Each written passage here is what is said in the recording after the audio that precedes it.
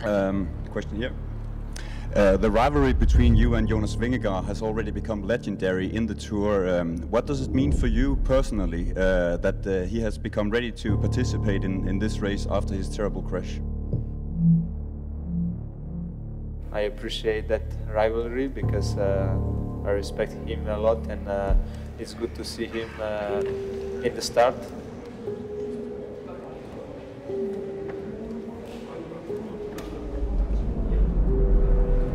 Jonas, you didn't pronounce the word victory in the previous answer. Do you think possible to win the Tour de France 2 months after your big crash? To be honest, I don't know.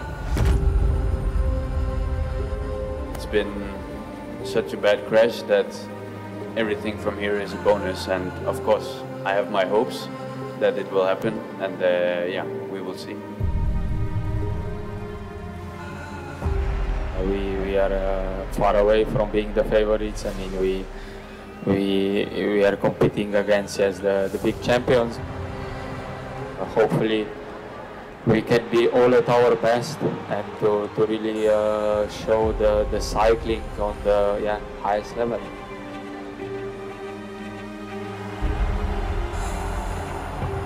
GC fights are 3 weeks, not only 2 days, so it's going to be a long journey, but I think we are prepared for it. Jonas Vingegaard! You're here. The world's been waiting to see you back racing.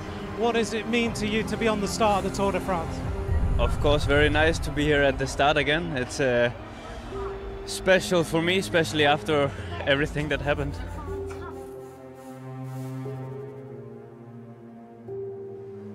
It's a race that means a lot, not only for me, but for the three of us.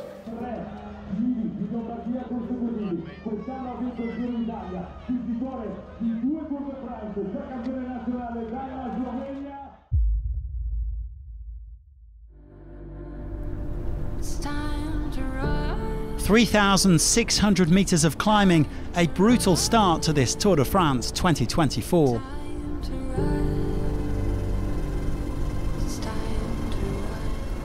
Pour le départ réel de la première étape du Tour de France. Grand départ d'Italie, grand départ Florence, Emilie-Romagne. Here we go.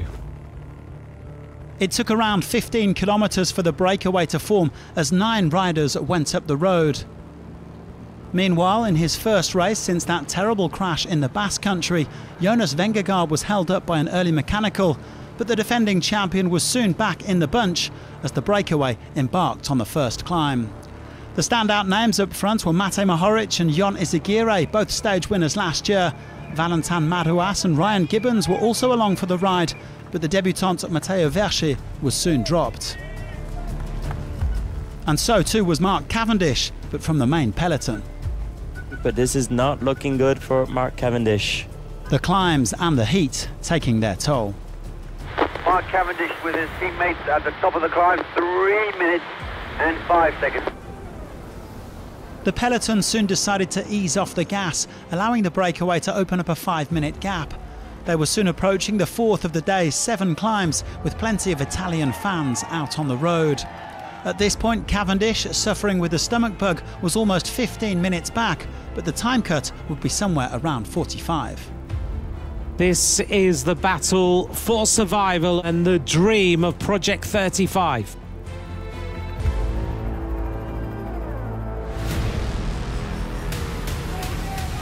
And now UAE start to make life a little bit harder.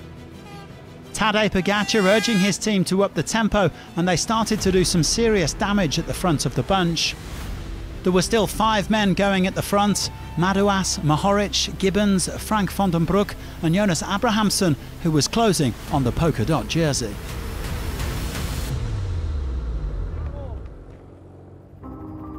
Minute 15 de retard du peloton, 1:15, 1:15, 1:15. Big attack, and it is Romain Bardet who attacks.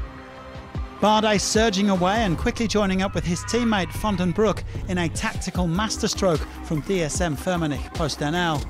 They soon caught and dropped Madouas and Abrahamsson at the front, going clear with 40k to go.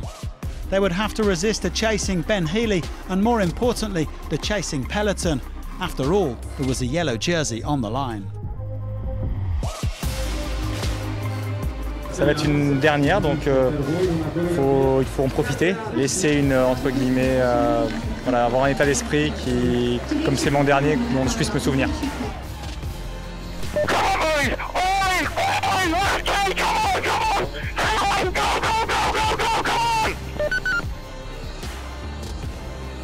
Garde 1 minute et 10 secondes. 1 minute 10 secondes. 1 minute 10 seconds. 1:10 between the front two and the pack. Bardet chasing his dream. 35 seconds. Romain Bardet is putting everything on the line, everything to try and take yellow. Left-hand turn. They're going to get to 1 kilometre to go with 11 seconds. Red kite for the DSM pair. Can they hold on? Van den Broek now needs to sprint flat out, take his team leader, give him a yellow jersey. And what a ride by this youngster. 5 hours, 6 minutes. They look around one more time. And they're giving everything. Look at the pain on their faces. Everything is in there. A whole dream is about to be created, but look at the speed of the peloton. It's a little bit disorganized as Rui Costa takes the front. They're nearly at the finish line. Are they going to make it? Can the breakaway go all the way to the finish and win stage 1 of the Tour de France? Van den Broek is the rider of the day, but is his team leader going to be the maillot jaune? We look around now, 250 metres to go. Romain Bardet looks at his teammate. Now they just need to sprint. The peloton are a matter of a few metres behind, but it's a Bardet blockbuster. Stage 1, first ever yellow jersey for the Frenchman. The breakaway makes it.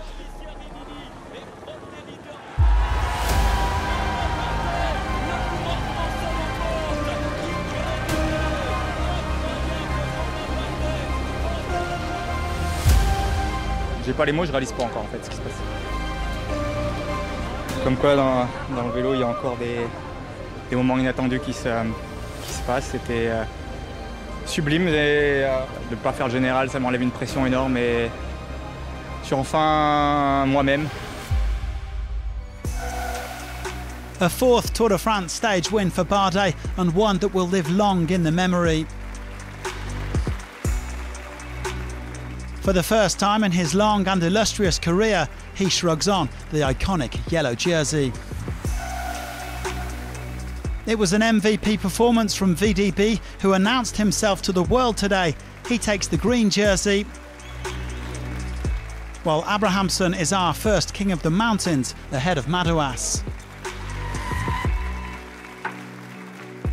Van den Broek is also the race's best young rider, while the third oldest man at the Tour, Cavendish, lives to fight another day.